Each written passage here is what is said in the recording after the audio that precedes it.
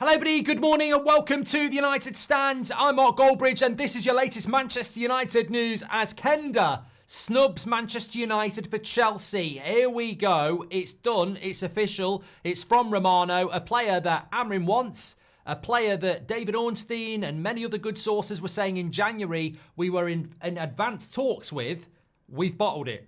We can't sweep this under the carpet. This falls onto the recruitment team. We were negotiating with Kender at the end of January. A crap January transfer window that was rubbish. Remember, at the end of that window and at the start of February, the big spin was, don't worry about a rubbish January transfer window because we're in advanced talks for Kender, who is now wearing a Chelsea shirt. We're going to react to that. Also, Bruno Fernandes spoke to Beth last night. We'll be talking about some of the stuff he said and how brilliant Bruno is. We'll be talking about that. Also, what does it mean for United in the rest of the season now that we won last night? That still is a big positive. Marcus Rashford is back in the England squad. What does that mean? I think it's a big positive. Does it mean he's proved Amorim wrong? Of course it doesn't. And we'll talk about that in a few minutes as well. But I want to circle back to the big headline. Kender, here we go. This Sporting Lisbon prodigy, meant to be the next Saka, gonna be one of the world's best players up until 12 hours ago when he signs for Chelsea and apparently he's shit. Come on, let's call it for what it is. This would be, I mean, this is just incredible. This is incredible. I'm in shock. I can't speak. I'm absolutely in shock about this because when you look at it, we get Ruben Amorim from Sporting, who has brought through this 17-year-old prodigy, who obviously wants him to come to Manchester United and solve our right-hand side. He's 17. We're about young players and building for the future. We're heavily linked to him. We're in advanced talks with him in January, and now he's here we go to Chelsea. You can't. I've seen people trying to justify it on social media going, oh, you know, let's not be negative. Let's not stop moaning. You know, there's other options out there. You know, I'm wearing my gym pajamas and I've got my Glazer scarf on. I mean, come on. Sometimes it's raining and it's definitely raining. It doesn't mean we can't respond and it doesn't mean we can't do something, but let's call it what it is. It's a sham. It's a joke. It's embarrassing. That you know, we can't hide and pretend we were never in for him because we all know we were. We can't hide and pretend he wasn't plan A because we all know he was. And we can't hide and pretend there's better options out there because we all know this is a player that Amorim knows like the back of his hand, brought him through and wanted him at Man United. And the reality is we've messed it up. Now, what David Ornstein is saying is that David Ornstein said at the end of January, Man United were in advanced talks with Kender and Sporting for a deal around 40 million euros. What he's saying this morning is that Man United wanted to do a deal for around 40 million euros. Chelsea have gone in and done a deal for 45 to 50 million euros. So we've basically been outbid. Now, and that's what's happened. So, I mean, we can digest this. I think there's a bigger point here. I think Man United, I've said this for a while now, I don't think this is going to work. I don't think that this strategy that INEOS, Sir Jim Radcliffe, Barada, the Glazers, I don't even know what to call them, Glinios, I don't know. I don't think their strategy is going to work. Operation 21, Operation 28, Operation New Stadium.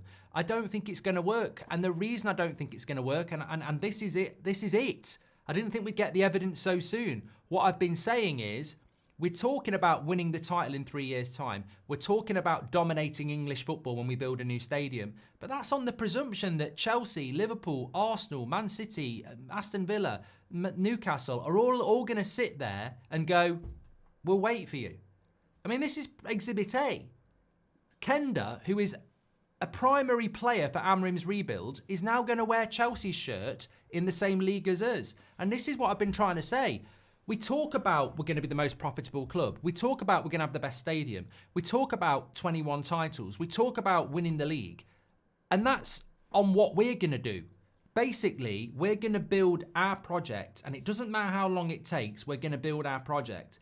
But what we don't realise is next door and next door but one are better projects than us who are building it more aggressively. Like, Kender is part of our project. Chelsea have gone, we'll have that. And then we're going, to Amorim, oh, okay, we didn't get that thing you wanted. What do you want? And then Amorim's like, well, that was the bit I wanted. I mean, I can give you other names, but that was the bit I wanted. And the other names might not be as good as that one who is now wearing a Chelsea shirt. And that is the problem. People will go, oh, we can go and get somebody else. But this is the thing. Other clubs aren't going to just sit back and watch Man United rebuild. They're going to be doing their own rebuilds. And this is the crazy idea. And this is why I don't think Sir Jim Ratcliffe and his people understand football, because they just think every other club's just going to sit back, do nothing and let us rebuild. And they're not. They're going to be doing their own rebuilds. And that's what Chelsea have done. And I think you can criticise Chelsea and you can say Kender's gone there for the money. You can say he's silly to go there because they just, it's just a farm there. They just buy young players, put them on long contracts. He'd be loaned out to Dortmund in 2 years. Maybe all those things are true. But I'll tell you what, I'd rather be Chelsea than Man United. I'd rather have Todd Boehly than Sir Jim Ratcliffe, because they are aggressively trying to bring in the best players quickly. And we are trying to do things slowly. And while you're doing things slowly, you snooze, you lose. It's really disappointing. And look, I'm over the moon with the result last night, and you've got to deal with the now. And in a way, I'm sort of like, we'll just have to move on.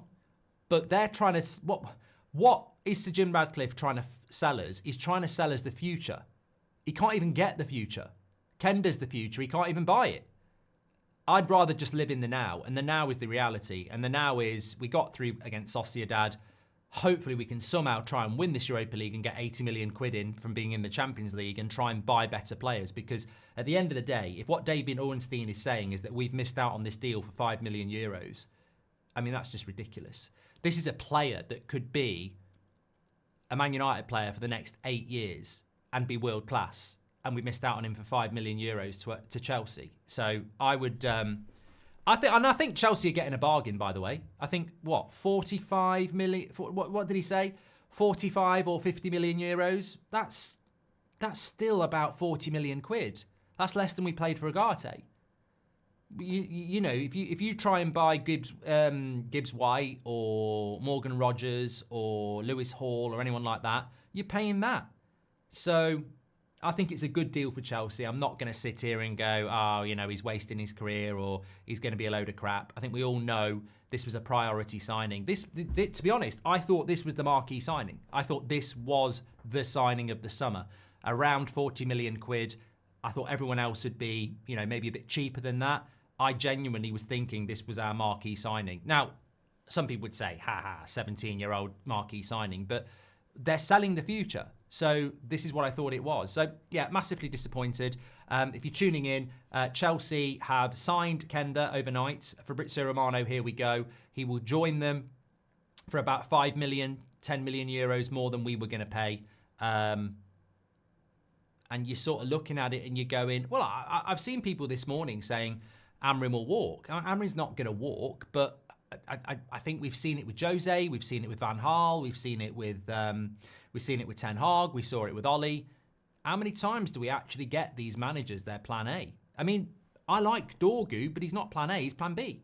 Like Mendes was plan A, and we got Dorgu. So I hope that whoever the plan B is decent, but you can't keep missing out on plan A's. You can have 1 or 2 plan Bs, that's fine. I'm happy with Dorgu, but we're already going to plan B now on the Kender deal, aren't we? Let's get some of your reaction. Patrick Lynch says, for me, this isn't just our summer, it's our future. We'll aim for top players, but get mid-tier ones. The next decade is going to be a slog, says Patrick. Look, I don't think it'll work. I don't think it'll work. I've been very consistent on this. I don't think it'll work, and I think last night showed it as well.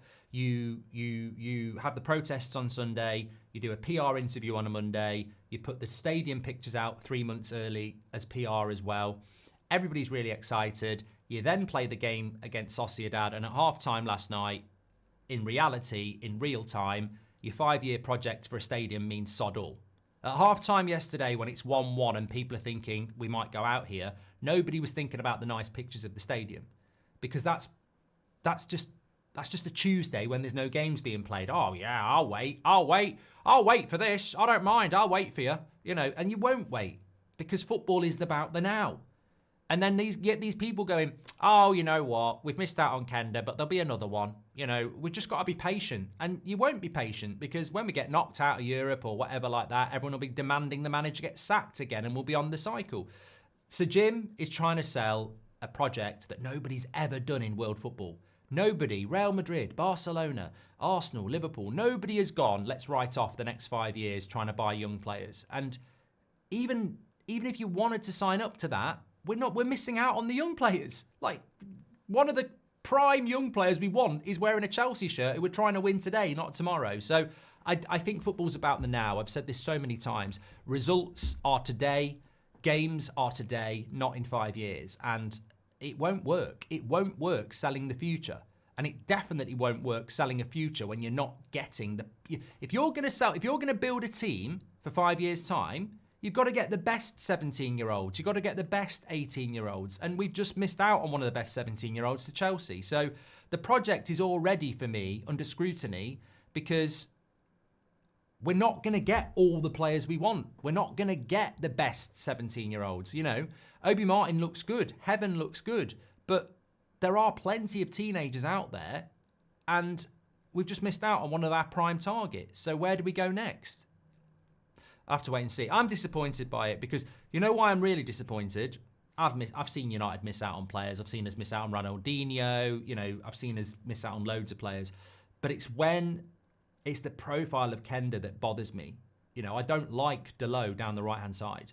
But also, I'd read a lot about him. You know, a lot of people were saying he's basically going to be like Saka, maybe even better on that right-hand side. And it's like, that's the sort of player we need there. But more importantly, the biggest thing that annoys me about this is that I know Amorim this morning is going to be absolutely fuming because this is his player. This is his youngster. He developed him at Sporting. He said, I won't take any Sporting players in January. And I guarantee he would have been expecting 100% Kender to be joining him this summer at Man United. And he'll probably be sat there going, how have you not got that deal done? Like, he literally knows me. He's my player. I brought him through. He knows me. He wants to play with me. He wants to come to Man United and play with me. So how have you messed that deal up? And that's what annoys me, is that there is no way Maresca can convince Kender to join Chelsea over Amorim at Man United. So this has come down to financials. And we've messed it up. I'm not dismissing Maresca and Chelsea's project, by the way. I'm sure it's an appealing project. But at the end of the day, Amorim and Kender and Sporting, it's a bit different, isn't it? Like, there's a relationship there. And Maresca wouldn't have that. So this has come down to negotiations between clubs and agents. And for whatever reason, we've not put the offer on the table that Chelsea have. And we've missed out. And when you're a manager, that's really annoying because you go, I want this. This is really important. And then you get a phone call saying, we messed it up. He's gone there. And you'd be like, what the hell? How have we done that? Freebies, cheaps and loans, get used to it, everyone, says Keel. David B, welcome to Members Club. Thank you. Why is he not joining until 2026?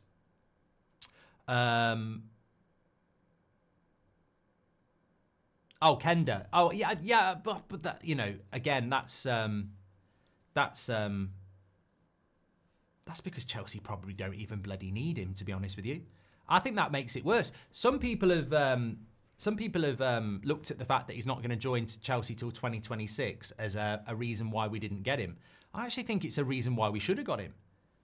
I mean, he would have, we would have been saying, come to us now, and you'll be playing for us now. Whereas Chelsea are saying, you can stay at Sporting for another year. Obviously, Sporting would like that deal, but it's not Sporting who decide the deal. It's the player. The player's chosen the Chelsea project. Obviously, Sporting are going to be well happy that they're keeping him for another year. But realistically, the player, I think, would be happier coming to the Premier League this summer. So we've messed it up. We've messed it up. Man United have been in conversation for weeks for Kender, but they couldn't move fast because of FFP and the need to sell players first, says Fabrizio Romano. Thank you very much to Fade. I was going to mention this. It's quite depressing. yeah, I think the advantage that Chelsea have got as well is that they can go and do business now that we can't. But I would also say, you know what? Can we just call the bullshit out there? I'm glad that's come in. So basically, we couldn't do the deal in March because of FFP and having to sell players first. Chelsea aren't doing the deal until summer 2026. There is no money changing hands. So what is this? You know, sometimes stories will be bullshit. And Chelsea aren't going to buy this player until the summer of 2026. We wouldn't have been buying him until the summer of 2025 after July the 1st. We don't actually have to give them money now. The transfer window is not even open until June. So people talking about FFP, this, that, and the other, that's more scary than you think, because that means we need to sell to buy. That means we haven't got any money at the moment. Even in July, we haven't got any money. So that's really, really concerning, to be honest with you. Very, very concerning. Got to get Frimpong from Leverkusen, says David. Plan B is apparently that kid from Braga, says Lachlan. Yeah, it's a long road. Xerxes technically gifted and has insane aura. The club and fans should back him and bring the best out of him, says Rajaf. I mean, we're not talking about Xerxes, but it's a good point. Patrick Lynch says it's easy to sell a future because it never really comes and can't be predicted. It's easy to be positive when no one can refute it. Spinning the fan base again. Well, yeah. How many times have we said that, Patrick? Sell the future because it never happens. And many billionaires have made a lot of money out of doing that. Let's go back to Arsenal's academy, says Fabian. It's a shame we missed out, but then we are not taking Sancho back. Then, says Reginald. I mean, I don't know what happens with Sancho. Maybe he is coming back. INEOS done the deal, but for the wrong club, says Jahid. Yeah, so Jim Radcliffe might be happy because he has got a Chelsea season ticket, hasn't he? He might flop. Stop making it bigger than it is, says Lee. Lee, I'm going to be fair to you here. Like, I don't know what pyjamas you've got, Glazers, INEOS, or anything like that, but stop being so bloody naive. Like, he might flop. Stop making it bigger than it is. Do you not listen to anything? I mean, I respect your opinion that you don't want to make a big deal out of it. That's up to you. But we've just spent 10 minutes, mate, talking about this is a player that Man United were in talks with a month ago. Advanced talks, as per David Ornstein. We've spoken about how this is a player that Amorim brought through at Sporting, and he clearly wants him as his prime signing this summer, and he's now going to Chelsea. Stop making it bigger than it is. Mate, we are 14th in the league. Our whole season rests on the Europa League. We're bloody crap this season. We've just missed out on a player that Amorim really wanted to Chelsea because of 5 million because we haven't got any money. And you're going, stop making it bigger than it is. I mean, with all due respect, Lee, crack on swigging down your pint of orange juice with a smile on your face, but some of us are quite worried about where our football club is, and it's certainly not overhyped negativity. The reality of the situation all around us is very, very concerning, and this is just another blow in that. And I think what ultimately it comes down to, Lee, and everybody else, is that we're just not very good. We're just not very good at a lot of things, and we're in a very, very bad situation. And when you're missing out on prime manager targets to, well, I wouldn't even call Chelsea a rival because they're ahead of us, it's always going to be problematic, isn't it? So, you know, I think it's a valid conversation to say this is very, very disappointing. Rashford shouldn't come back. The problem will be Player FC and the media if he wins the Champions League. Stay away. We'll talk about Rashford in England in a minute. The reason Chelsea gives long contracts is because they've lost valuable players for free. Plus contracts are not heavily incentive-based. Good signings, says MDN. Why the hell do Chelsea need another winger? I'm sure they do this to piss us off, so we'll be getting Sancho back then, says Dari.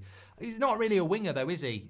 He can play as sort of like a wing back, and correct me if I'm wrong, but Chelsea do still use the 3 centre-backs at times. So Reece James is very injury-prone. So I think that I think it's a good signing for Chelsea, to be honest. Sorry to go off topic, but do you think today we did good or today's was one of our better matches, says United Edits? I think we deserve to win across 2 legs against Sociedad, and I'm very happy that we got through and we're in the draw still. We're still in the tournament.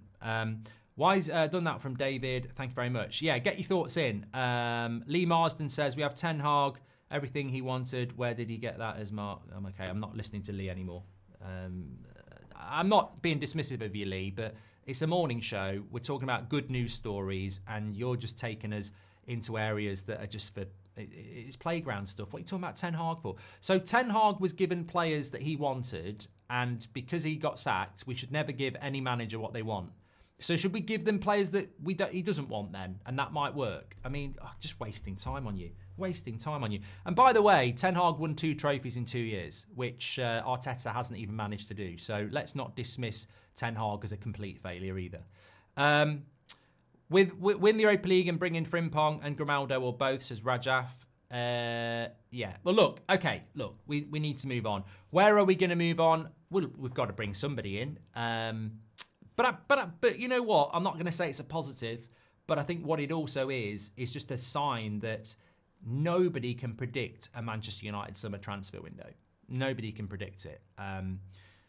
Last summer, loads of things happened we didn't expect. And in a way, that could be quite exciting. And, you know, you look at the Kender deal. This was being discussed by David Ornstein 2 months ago. 6 weeks ago, to be fair, as our #1 summer signing. And a lot of people thought that was what it was going to be, and it's not. So it just shows you there is no certainty under this ownership at all. So in a way, that could be exciting because you don't know where we're going to go next. But I do agree with what Shane O'Hare says. We just lost a one-horse race. I think we did. I think that player with Amorim was nailed on as a Man United player, and we've somehow negotiated ourselves out of it. And of course, I suppose the big issue is, going back to what I was just saying there, is financially, I don't think we realise how bad the situation is. If we can't afford to offer €5 million more for Kender, €5 million, not 10, 15 million pounds, it just shows you how tight things are and that we've got to sell to buy. And this is what happens when you sit and wait to sell your own players, to sign the players you want. As you said already, Mark, many times, says Tom. I think we're in for. I think we've already had this. We've already had this at United, and we're going to have it again. People getting excited about the summer transfer window. We've got no money. We don't know whether we're going to be in Europe yet. So no money, massive loss of income if we're not in Europe, and everybody knows we're desperate. So they're going to drive up the price and they're going to offer low, which is going to take us longer to do deals. And we already know the way Sir Jim Radcliffe does things is he won't buy before he's sold. As we saw with Wan-Bissaka, he had to go before we did Mazraoui and De Ligt. McTominay had to go before we went and did Agate. So if you're thinking that we're going to go out there and buy players quickly, you've just seen that's not going to happen. We've just missed out on Kender to Chelsea because we won't buy before we've sold. So I think it could be a very frustrating summer transfer window where nothing really happens until July, August, as we desperately try to sell before we buy. Which is, again, it's like Patrick said, I don't think in football you can snooze because you lose. You can't say in 5 years' time we're going to be a good team because within that 5 years, everyone else is going to be buying players as well. And you can't say we're going to buy Kender in the summer because Chelsea will just swoop in and do the deal. Like, you can't snooze in football. You can't say I'm going to buy you, but I've got to sell someone first, because why are you trying to sell someone first? Someone will buy that player. That's how football works. Chelsea have been doing this for 20 years. Willian was meant to go to Spurs. Chelsea bought him. Salah, I think, was meant to go to Liverpool. Chelsea bought him before he went to Roma and then Liverpool. Chelsea have been doing this for years. Swooping in and taking other people's players, Mudryk, Arsenal, it's been happening for years. It's Slow Sports News. Kender goes to Chelsea. I wasn't actually shocked. The fact that some of our fans or Sir Jim's probably shocked or Amorim's shocked, I wasn't actually that shocked, because in football, teams will swoop in and do deals quick. Do you see any good wing backs we can get, says Rajaf? I mean, there's plenty out there, but it depends on the profile. People say Frimpong, but Frimpong was a target for Ten Hag. Doesn't mean he's going to be a target for Amorim. And this, booked my flights to Bilbao this morning, Mark. Have front row for show on Olympia. Can't wait for Wednesday, says Patrick. Yeah, looking forward to that. Amorim to Chelsea at some point, says Dean. Daniel Luciano says, and we have Ten Hag, everything you wanted. Where did that get us? Oh, Lee, I've read you twice now. Anyway, look, we'll just have to wait and see. What I will say is, I'll guarantee you that United will be spinning some positive later on today. They'll be spinning some positive because they've got to. The positive this morning is that we're in the Europa League, though. We want to build a future. We're miles off from where we want to be. But let's not forget we won last night and the players did a good job and Amorim did a good job. There's a possibility we won't make a signing till January 2026, says Josh. Good result for Man United last night. Really, you know what? I think just on Bruno, I think that I was listening to the interview that it's on the channel, actually. I think a lot of you have watched it. Brilliant questions again from the United stand and Beth. And I was listening to what Bruno had to say. And I think, being asked about the Roy Keane stuff was really the one that sort of stood out for me because I like what he said. I think sometimes we've seen it with Martinez and a couple of other players. When an ex-player says something, it's almost like they get into a bit of a battle with them. And Bruno really showed his quality because he was like, I wasn't necessarily alive for Roy Keane being a captain for Manchester United, but he won loads of things and he's a legend and, he's entitled to his opinion and it's my job to prove him wrong. And I thought, you know what? I never forget how much I like Bruno. I just sometimes forget that, when he's not doing what I want, what he's capable of. And I don't think he's at the level he can be, but I think in the second half yesterday, he showed his importance. And fundamentally, I do like Bruno. I am hard on him at times because I think he can be so much better. But I think sometimes when he has those good results and you listen to those interviews with him, you realise that there is no ego here. There is no other thing other than wanting to achieve for himself and the team. And there is respect for the fans and the legends and, the club. And he's certainly not a player that when he's playing badly, he's downing tools or, he's got a bad attitude or he's not training well. Sometimes he just has games where things don't go right. And I think yesterday's game really was quite symbolic of that because I think in the first half, the effort levels are the same. But in the first half, you remember that free kick where he didn't put it into the box and he tried to shoot from 35 yards and it was ridiculous. And I think that sort of symbolises Bruno for me sometimes. I think sometimes he feels such responsibility that he feels he's got to push the envelope. He's got to try and do the extraordinary. So he'll try and score a free kick from somewhere stupid or he'll try and hit a Hollywood pass when he could have played a simple pass. But then in the second half, he plays with more control and trust. And he has a brilliant half. And I think this is Man United's problem. We've seen it with Garnacho and he's 20, so, But I think with Bruno, if you put him in a better team, he'll be a better player. And I know that's logical, but I think trust, calming it down a little bit is the big thing with Bruno. I think sometimes he just feels like he's got to do something special. And actually, doing something special is very difficult. The chances of it happening are small. Whereas if he just controls the game like he did in the second half, you get better chances, you have a better game. Basically, we need to build a better team around Bruno. That's what we need to do.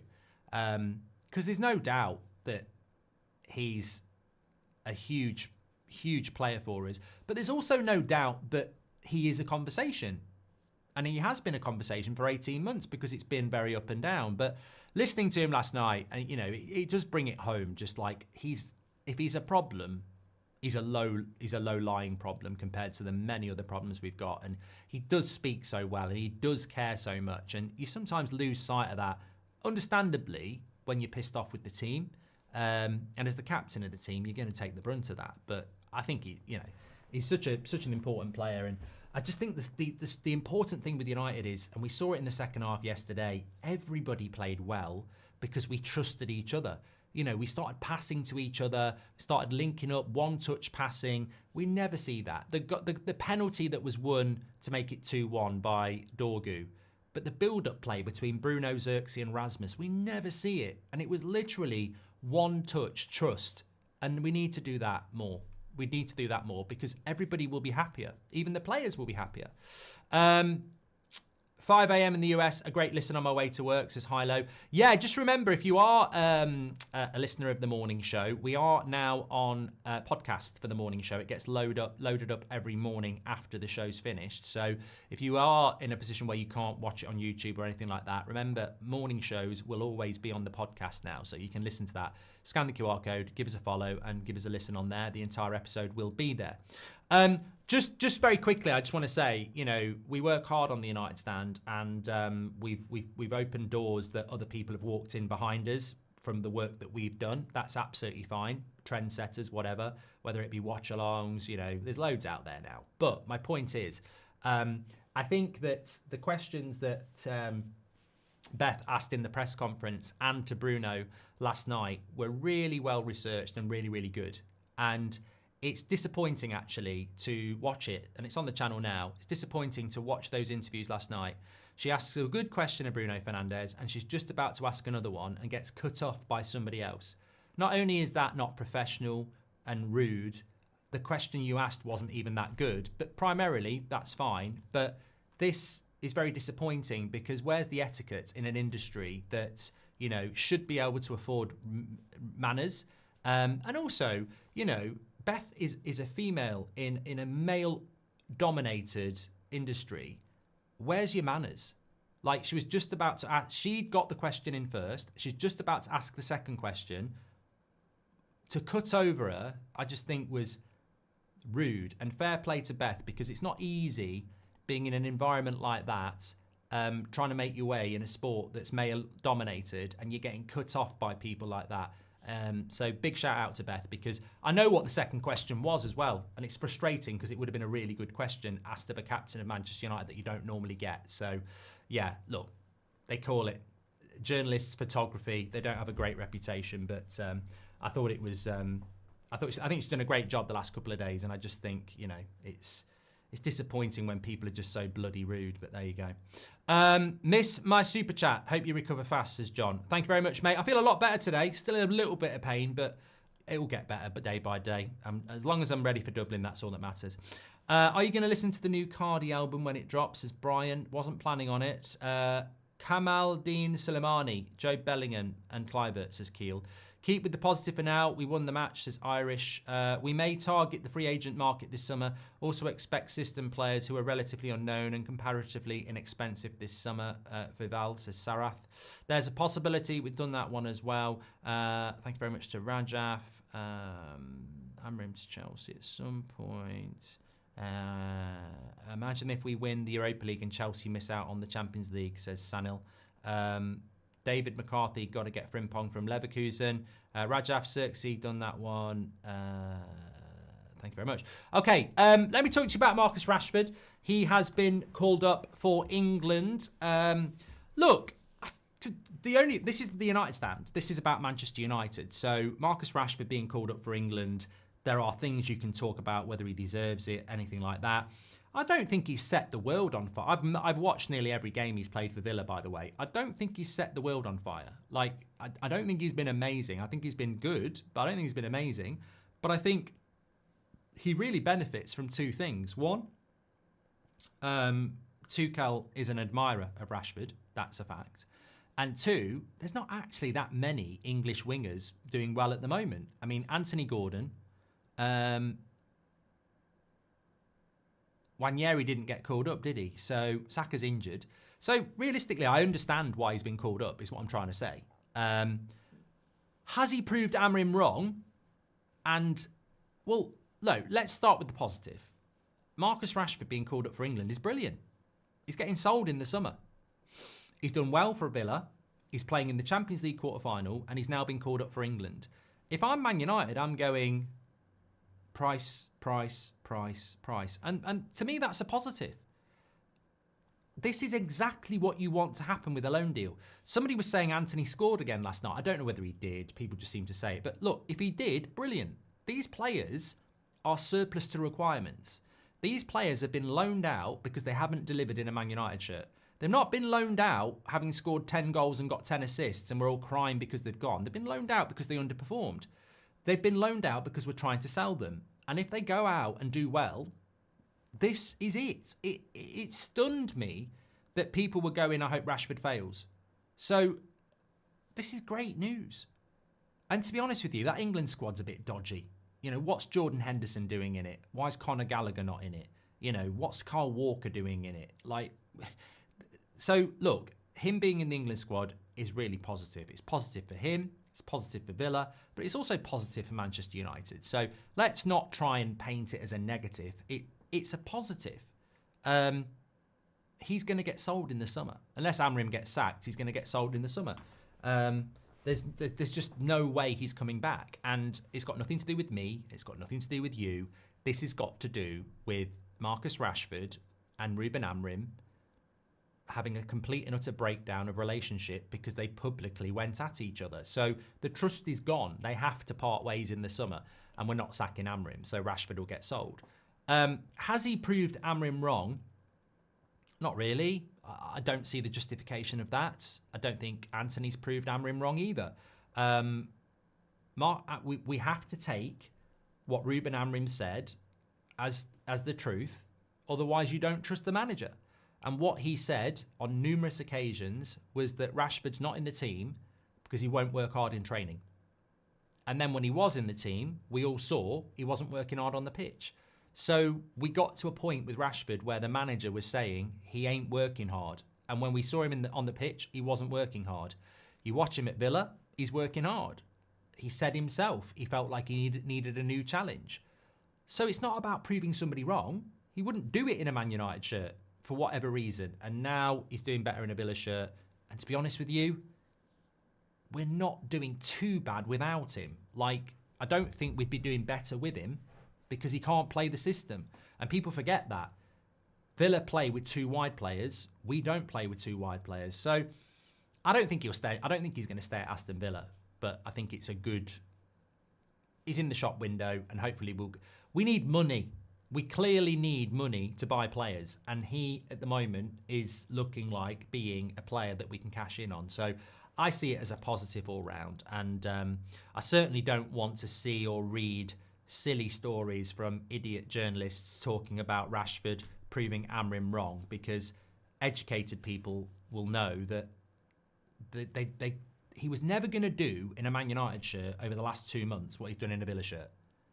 Like, he'd fallen out with the manager. The manager was saying he wasn't working hard. So this is the best situation for everybody. Side note, we have the chance to finally win back-to-back games. I think that would do well for confidence. I think we're unbeaten in 5 or 6 at the moment. And honestly, I genuinely do feel that the last couple of games, last 3 games, we've created lots of chances, which is not something that we normally do. And I would shout that out. I would certainly shout that out. I think that it's ironic, isn't it, that you've got Robbie Savage on TNT last night and nobody in the live... I don't listen to it anyway, and I certainly wouldn't go and listen to it. But I had nobody in the live chat saying, oh, Robbie Savage is going on about changing the system again. Because the system actually is starting to work. Like, we're creating more chances in the last 3 games than we were in the previous 3 games to that. The defence, for me, has always looked quite good. And we're actually starting to pass the ball better. There are still moments. I actually thought about this last night.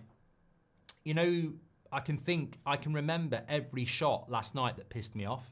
Garnacho had 2, Dorgo had 1, and Bruno hit that free kick. So we had 4 shots where they were annoying. That's good, because I remember all 4. I think previously we might do it 8 times and I wouldn't remember them all. So the fact that we're starting to get pissed off by people taking a shot when they shouldn't, but it's only 4 times, eventually that's going to come down to 3 and then 2, and then it might only be 1 a game. And that is better for us because we're starting to create more chances. You know, Xerxes could have had a couple last night. Rasmus could have had a couple last night. We're creating chances. And look, if we are going to bring this striker in the summer, my big concern is, you know, they've got to come into a team that creates chances. And I think last 3 games, that's been quite positive. And let's not forget that midfield is makeshift at the moment. Like, Casemiro will not be here next season. There's a debate about whether Bruno's an 8 or not, but we do need to do something with that midfield as well. So I think look, we definitely need to do something down the right-hand side as well. So I think that there's a lot to be positive about.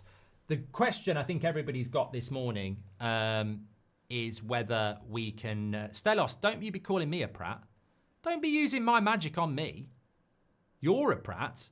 Anyway, are we going to win the Europa League? Look, I think last night it was great in the watch-along and the player ratings because so many people were feeling really positive and it was a release. I was very worried about doing this show all week and the prospect of us actually being out of Europe. That was a very worrying reality. Imagine if we'd been... imagine... Kender was going to Chelsea anyway, mate. That was clearly going to get announced anyway. Imagine getting knocked out last night and then Kender to Chelsea this morning. Oh, I've just thought about that. Oh my God. Imagine that and how we'd feel. But we're not in that position. It's disappointing about Kender, and I think that ultimately Sir Jim's vision for Man United is a crap one, but that's my prerogative. You can have a different one. But the positive is we're still in Europe. Can we win the Europa League? Well, I don't think we need to worry about that too much at the moment. I think we don't know what's going to happen with injuries. We don't know what's going to happen with results. But what we do know is that those Europa League ties, we won't be through until the 17th or out until the 17th of April. That's a month away. So we've got a bit of breathing space now where we've got those 2 games in the Europa League coming up in April, which makes the season alive. It gives us some energy. It's not a preview for Lyon, but I was looking at the league table last night and they are currently 6th in the French league. So again, they're not really... It's hard to know. It's hard to know in the French league, isn't it? But I would expect us to get past Lyon over 2 legs because the second leg's at Old Trafford. I think the big one to worry about is Athletic Bilbao. I think they're the team that worry me. I actually think Frankfurt... I'm not worried about Spurs. I think Frankfurt will get knocked out, but I think Frankfurt will knock Spurs out. I might be wrong. Maybe Spurs will get to the final, but I think Frankfurt might knock them out. But it's Athletic Bilbao, or Athletic Club, I think they call them, don't they? They're the team that worry me because they just look good and they dealt with Roma quite comfortably. Although Roma, it was a bit of a weird 2 games that. They both had men sent off. But we're in it to win it. And obviously, of course, Athletic Bilbao, Nico Williams, Inaki Williams. They're a good side. They're a good side. But look, that's the semi-final, and that would take us into May. I think the main thing is we absolutely do need to win this tournament, and it will make a massive difference to our ability to spend because it's a lot of money to be in the Champions League. I will say it, I don't actually think we deserve to be in the Champions League. I don't think we're good enough to be in the Champions League. I wouldn't say we don't deserve to be in it because if you win the Europa League, you're in it. But it is a bit funny that, oh God, when you look at Aston Villa are in the quarterfinals of the Champions League and they're fighting for top 5 in the Premier League to get back in the Champions League. And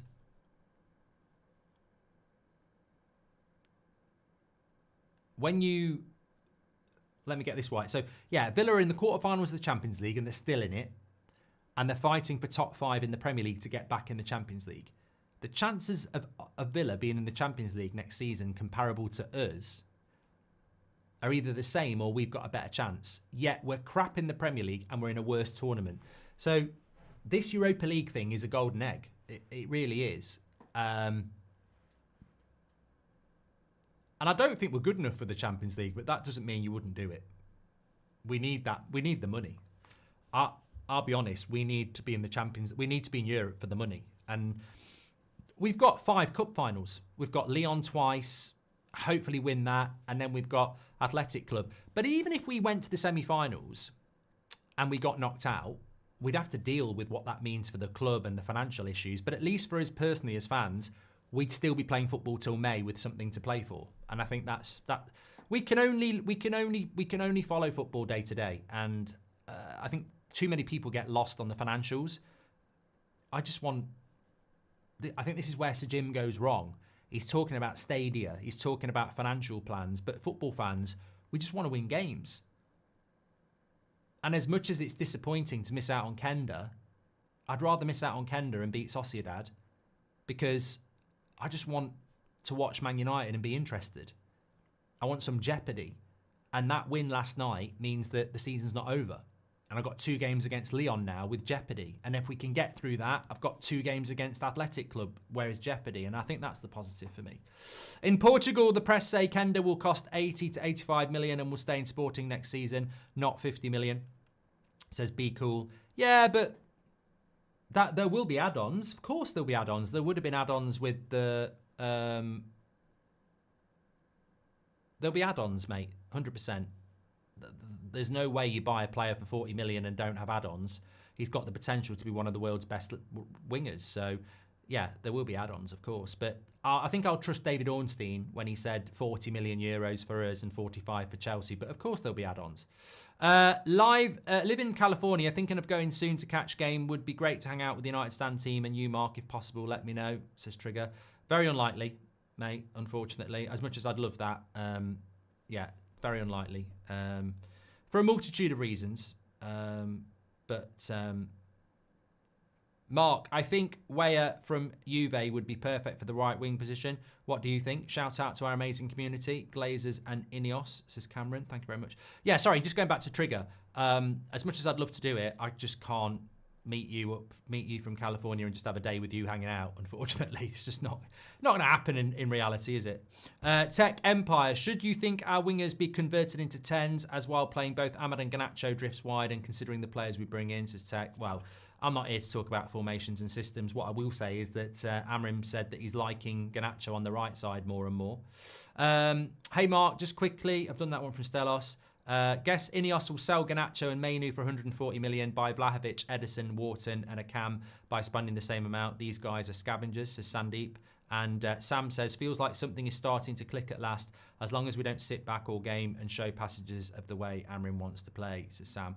I think that if we can keep, this is the big question, between now and the Lyon game, if we can actually bring players back and lose nobody, we'll get stronger. I mean, the big thing about the last few weeks is the adversity. Arsenal, Sociedad, we've had no midfield. We've had a lot of defenders injured. So as much as we've sort of got through it now, the bench always shows the strength of a team. And look at our bench over recent weeks. Look at when we went to Spurs and the kids on the bench. We've sort of come through a period where the most important thing was to go into the international break in the Europa League. The league doesn't matter. We've done that. From the basis of the team last night, if you can bring back Maguire and Yoro, that strengthens you there.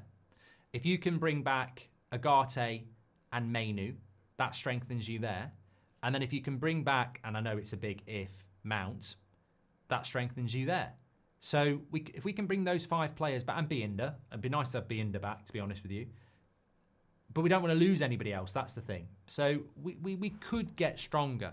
I'd love Mason Mount to be able to play for us for the last 2 months of the season. It would be like a new signing. But certainly Maguire and Yoro and Mainu and Agate are going to make a big difference to us, even if they're all on the bench. Because I think the interesting thing about Maguire is that I like Maguire, but I think De Ligt's better than Maguire centrally. And I also think that Heaven on the left-hand side gives us more balance with his left foot. So competition for places as well is really important. Right, we have got a few things today. We've got a really interview. We've got an interview that Beth did again with Rob Dawson from ESPN, talking about the summer transfer window and the stadium, which was a really good interview. That's going to go up, I think, at about 5 o'clock today. We've got press conference reaction for the Leicester game from Amorim. And it's Friday night tonight. And I tell you what, I've had me up. It's feeling a bit better. So tonight, I'm going to have a couple of drinks. So I'm looking forward to that. Roz says it's a sad day. I think turn your frown into a smile. We're still in the Europa League, and I don't like hypotheticals, but if somebody said to me, you miss out on Kender or you stay in the Europa League, I would have stayed in the Europa League. I'm not spinning anything. I'm just trying to make you lot feel better. It's disappointing. I don't like the ownership. I don't like the policy. I don't think it's going to work, but actually, results on the pitch are what dictators. Take care, everyone. I'll speak to you all in a bit.